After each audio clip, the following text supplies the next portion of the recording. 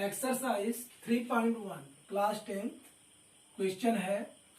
आफताब अपनी पुत्री से कहता है 7 वर्ष पूर्व मैं तुमसे 7 गुनी आयु का था, अब से 3 वर्ष बाद मैं तुमसे केवल 3 गुनी आयु का रह जाऊंगा। इस स्थिति को बीजगणितीय एवं ग्राफीय रूपों में व्यक्त कीजिए। तो यहाँ पे देखिए हमारे पास जो क्वेश्चन आया है 3.1 में, यह क्वेश्चन जो है थ्योरिकल क्वेश्चन है और जिसे जो है हमें दो बातों को इसमें पता लगाना है। पहली बात जो है इस स्थिति को बीजगणितीय पहली स्थिति और दूसरी जो है ग्राफीय रूपों में व्यक्त करना है। तो हम इस क्वेश्चन को का जो आंसर है उसको हम स्टार्ट कर रहे हैं। देखिए आंसर, तो सबसे पहले हमें क्या करना होगा, सबसे पहले हमें ये मानना होगा कि आफताब की जो आयु है, वर्तमान आयु, वह क्या है। तो हम यह मान रहे हैं, माना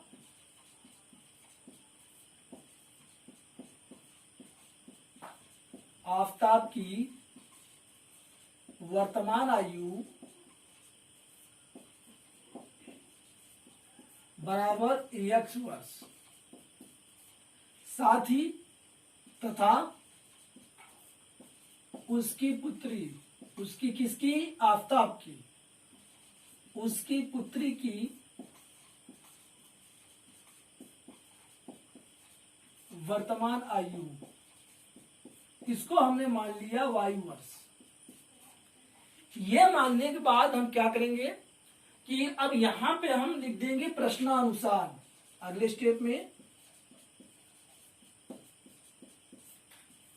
प्रश्नानुसार का तात्पर्य क्या है, प्रश्न के अनुसार। जैसे जैसे प्रश्न में कहेगा वैसे वैसे हम जो है इसमें परिवर्तन करते हुए चलेंगे। इसको हम कहते हैं अंग्रेजी में अकॉर्डिंग टू क्वेश्चन।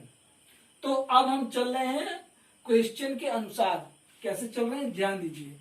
एक तरफ हमने क्या क्या किया कि आफताब को रख दिया और एक तरफ उसकी पुत्री को, और यहाँ पे बराबर का हम चिन्ह लगा देंगे। हमको इक्वेशन बनाना है। तो पहली बात में है कि आफताब अपनी पुत्री से कहता है कि 7 वर्ष पूर्व।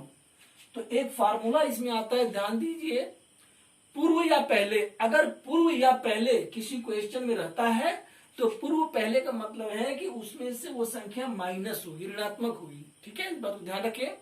यदि वो कहता है पश्चात या बाद में, तो उसमें जो है वो संख्या जो है जुड़ती है। इस तथ्य को हमेशा याद रखिए, ये फार्मूला है।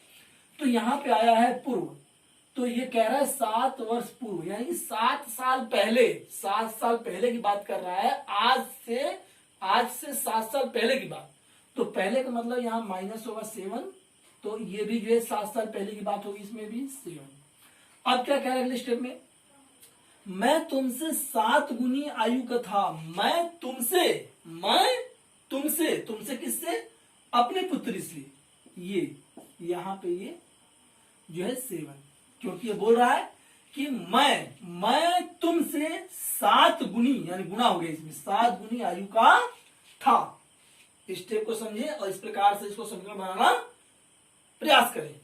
आगे x minus 7 is equal to यहाँ पे 7y और माइनस में 7 सत्ते 49, क्योंकि हम 7 का गुना कर देंगे। अगले स्टेप में हम सबको इस तरह उठाकर ले आएंगे। तो x माइनस 7 इधर जब लाएंगे तो माइनस 7y, और इसको जब करेंगे तो प्लस में 49 इक्वल टू 0। तो एक बात और, जब भी कोई संख्या पक्षांतर होती है तो उसके जो चिन्ह होते हैं वो बदल जाते हैं, चिन्ह परिपाटी के नियमों के अनुसार। आगे अब क्या होगा, x माइनस 7y, और ये चूंकि 7 है और ये 49 है, ये माइनस है ये प्लस है, तो यहाँ पे 49 में से 7 घट जाएगा, तो यहाँ पे बचेगा हमें प्लस में 42 इक्वल टू 0। ये जो हमारा आया है, ये हमारा आया है समीकरण नंबर 1। समीकरण नंबर 1, इस बात को ध्यान रखिए, ये समीकरण नंबर 1 आया है। तो थोड़ा सा हम इसको जो है मिटाते हैं और इस प्रकार से आप देख,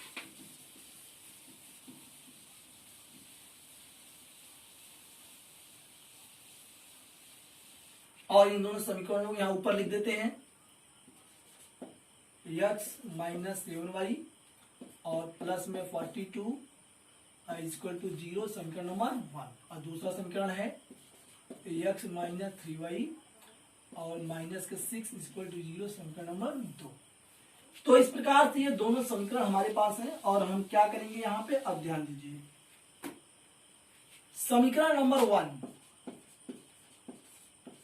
समीकरण 1 से क्या लिखेंगे हम, समीकरण 1 से, यानी जो भी हम कार्य करने वाले हैं वो समीकरण 1 से हम करेंगे।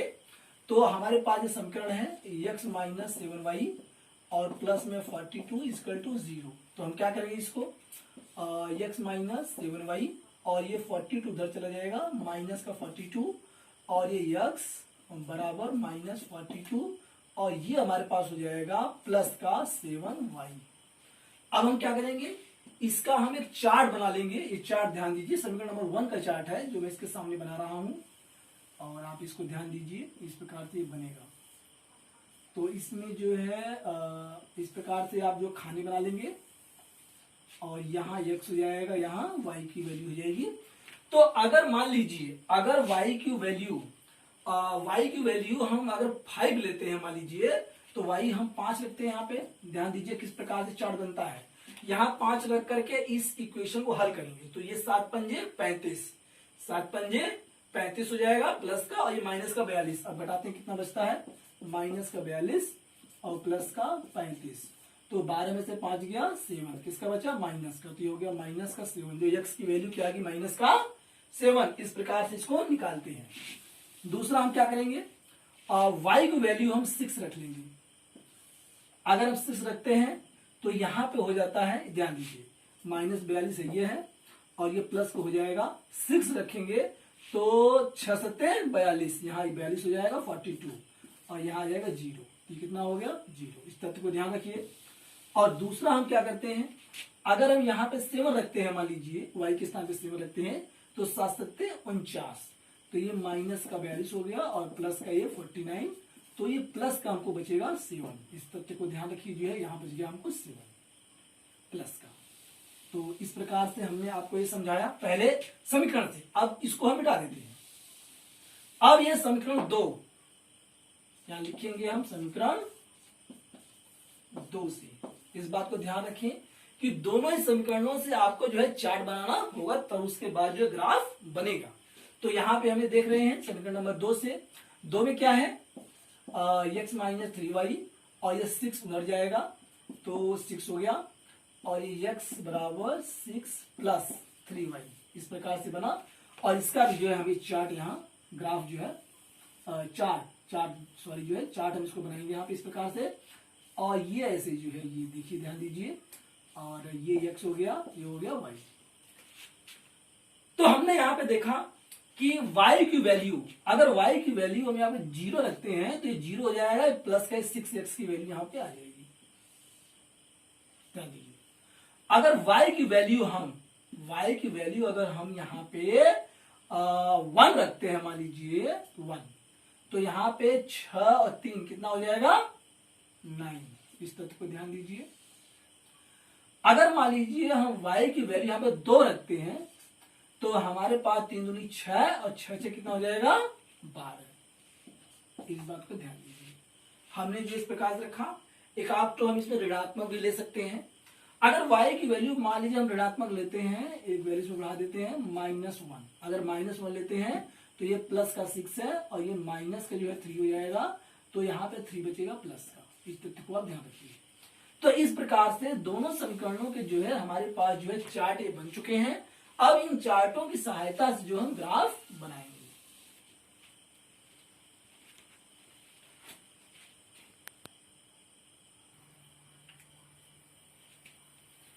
तो देखिए यहाँ पे क्या होगा, ये हमने जो है समीकरण 1 से ये आपको जो है चार्ट बताया है और समीकरण 2 से हमने ये जो है ये चार्ट बनाया है। अब इन दोनों चार्टों की सहायता से हम जो है ग्राफ जो है इसका जो है बनाएंगे। जैसा कि कहा गया है कि ग्राफीय विधि में व्यक्त कीजिए, तो बीजगणितीय विधि में हम व्यक्त कर चुके हैं और ग्राफी में हम बना रहे हैं। तो देखिए ग्राफ कैसे बनता है, ये इस प्रकार से देखिए हम ये एकदम सीधी लाइन खींचेंगे और फिर यहाँ पे जो है एकदम सीधी लाइन 90 डिग्री कोण बनाते हुए खींचेंगे जो है ऐसे इस प्रकार से। तो ये जो होता है ये हमारा यक्स अक्ष होता है जो कि पॉजिटिव होता है, और ये भी यक्स अक्ष है जो कि इधर से आ रहा है, ये जो है ऋणात्मक होता है, नेगेटिव होता है। और ये वाई अक्ष है जो कि पॉजिटिव है, और ये वाई अक्ष है जो कि नेगेटिव है, और यहाँ पे मूल बिंदु है जो कि, और एक्स वाई दोनों ही इस स्थान पे जो है 0 है। तो हम क्या करेंगे, पहले समीकरण नंबर से 1 से जो चार्ट बना हुआ है इसके जो पॉइंट्स है इसको हम पॉइंट्स बोलते हैं। ये पॉइंट है, ये पॉइंट है, ये पॉइंट है, बिंदु है। तो इनको हम इस पे रखेंगे, कैसे रख रहे हैं, लेकिन पहले इसको हम 1 सेंटीमीटर की दूरी पे जो है हम इंगित कर देंगे। कैसे, ध्यान दीजिए, यहाँ पे 1 और ये 2 3 4 और यहाँ पे है 5 6 7 8, यानी x की ज्यादा से ज्यादा जो वैल्यू है यहाँ पे हमको 12 तक करना है। ध्यान दीजिए, 1 मिनट थोड़ा सा जो है जगह लेते हुए, 1 मिनट, ये 9 10 11 और ये 12, और इसी प्रकार से ऋणात्मक में कितना है, -7। तो यहाँ पे 1 और ये 2 3 4 5 6 7, तो -1 -2 -3 -4 -5 -6 -7। आगे y में अधिकतम संख्या प्लस की क्या है, 7 है। तो यहाँ पे हो गया 1 2 3 4 5 6 7। ये मैं केवल अनुमान से बना रहा हूं, और आपको जब ये बनाना है तो 1 सेंटीमीटर की दूरी पे आपको बनाना है। तो ध्यान दीजिए 1 2 3 और ये 4 5 6 7। अब ये ऋणात्मक, और ये हो गया -1 -2 -3 -4 -5 -6 और ये हो गया -7। तो आपने देखा इस प्रकार से हमने जो है इंगित किए जो है बिंदुओं को। अब हम समीकरण नंबर 1 लेते हैं। 1 में पहला पॉइंट हमारे पास है -7 और 5। तो x का जो मान है वो -7 है, तो x का मान यहाँ पे -7 आ गया, और ये y का मान क्या है, प्लस में 5, तो y का मान ऊपर जाएगा, ये यहां से ये ऐसे बनेगा। ध्यान दीजिए, ये बिंदु यहाँ आ गया, इस प्रकार से लेंगे सीधा ऐसे यहाँ पे, और ये यहाँ पे ये बनता हुआ ये बिंदु जो है ये देखिए, ये हमारे पास ये ऐसे, ये 5 इधर से आया और ये -1 इधर से, ये बिंदु हमारा बन गया, और ये हमारा पहला बिंदु है, और इसको हम नाम दे देंगे, नाम थोड़ा रुक के देंगे। आगे देखिए 0 6, दूसरा पॉइंट है 0 6, x क्या है 0 और y क्या है 6, ऊपर यहां जा रहा है ये देखिए ये 0 6 है। तो पहले पॉइंट को लिख देते हैं -7 और ये 5, और दूसरा जो पॉइंट हमारा है ये यहाँ पे 0 यक्स क्या है, y अक्ष पे प्रत्येक स्थान पे, y अक्ष के प्रत्येक स्थान पे यक्स का मान जो है 0 होता है, और यक्स अक्ष के प्रत्येक स्थान पे y का मान जो है 0 होता है। इस तथ्य को ध्यान रखें जो है। तो ये यक्स यहाँ पे 0 है तो यहाँ भी 0 होगा, और y चूंकि यहाँ पे 6 है, तो ये जो पॉइंट हमारे पास आया है ये हमारा आया है 0 और 6। तीसरा पॉइंट हमारे पास है 7 7, यानी यक्स भी 7 है, y भी 7 है, दोनों ही प्लस के हैं। तो x हमारा 7 यहाँ पे है, और y हमारा 7 ये यहाँ पे है। तो इस प्रकार से ये यहाँ जो है कहीं बनता हुआ, इसी के आसपास जो है ये यहाँ बनता हुआ ये। तो इस प्रकार से हमारा ये आ गया है, देखिए इसके अंदर आ गया है, और थोड़ा सा हम इसको लिख लेंगे, बाद में मिटा देंगे जो है। तो हमारा यहाँ पे आया है ये 7 और ये 7, इस प्रकार से। अब क्या करेंगे हम, ये बिंदु, ध्यान दीजिए, ये बिंदु और ये बिंदु और ये बिंदु, इनको जो है हम क्या करेंगे, इनको जो है हम मिलाते हुए स्केल से लाइन खींच देंगे। कैसे, इस प्रकार से देखिए, ये इस प्रकार से जो है लाइन आई है, मैं हाथ से बना रहा हूं। अब क्या करेंगे हम, ये दूसरा समीकरण का पॉइंट क्या है 6 0, तो 6 0 इसका पॉइंट है। 6 कहां पे है, यहाँ पे ध्यान दीजिए, x का 6 यहाँ पे है ये, और y यहाँ पे क्या 0, ये पॉइंट इसका है। और दूसरा क्या है 9 1, x क्या है 9 और y क्या 1, ऊपर जा रहा है कहीं कहीं, ये देखिए 1 यहाँ पे है, और ये देखिए ये यहाँ, ये पॉइंट आ गया। तो ये हमारा पॉइंट क्या था 6 और 0, और ये पॉइंट हमारा था 9 और 1। ध्यान दीजिए। तो अब क्या अगला पॉइंट क्या है, तीसरा 12 और 2, 12 और 2, x का 12 है, y के क्या है 2, ऊपर देखिए ये 2 यहाँ पे है y का, इसके जरा सा ऊपर ये यहाँ जा रहा है, और ये 12 ये यहाँ, ध्यान दीजिए। तो ये हमारे पास आ गया है 12 और 2, एक मिनट, तो ये 12 2। अब ये चौथा पॉइंट है -1 3, -1 3। तो x का पॉइंट क्या है 3 और y का पॉइंट क्या है -1, ये यहाँ देखिए, ये इस प्रकार से ये यहाँ ये बनता हुआ, ये देखिए। तो ये पॉइंट हमारे पास आ गया है 3 और -1। तो हम इसको स्केल से खींचेंगे मिलाते हुए, देखिए ध्यान दीजिए, मैं मिला रहा हूं हाथ से ही, और ये ऐसे, ये ऐसे। एक बात ध्यान दीजिए कि आपको जो है ये हाथ से नहीं मिलाना है, आपको स्केल से लेकर मिलाना है, क्योंकि इस पे स्केल रखना जो है संभव नहीं है, इसलिए मैंने हाथ से आपको समझाया। तो इस प्रकार यहाँ पे एरो बना देंगे और ये ऐसे कर देंगे यहाँ पे, ध्यान दीजिए। और क्योंकि इसको हम मिटा देते हैं, इसकी आवश्यकता नहीं है, पॉइंट हमारे रखे जा चुके हैं। तो इस प्रकार जो है देखिए, यहीं पे पॉइंट था ये ऐसे 7 7। तो अब ये जो पॉइंट आया है, ये जो हमारा है, ये हमारा समीकरण नंबर 1 है। तो इसको हम लिख सकते हैं, जैसे हम इसको मान सकते हैं, समीकरण 1 को हमने मान लिया P, इसको मान लिया हमने P, इसको मान लिया हमने Q। यानी चूंकि ये 2 रेखाएं हैं, क्या है, ये 2 रेखाएं हैं, तो ये हमारा हो गया P और ये हमारा हो गया Q। तो इस प्रकार जो है इसका ये जो राइट आंसर है, और इसको हम लिख सकते हैं अंत में, अतः ग्राफीय विधि में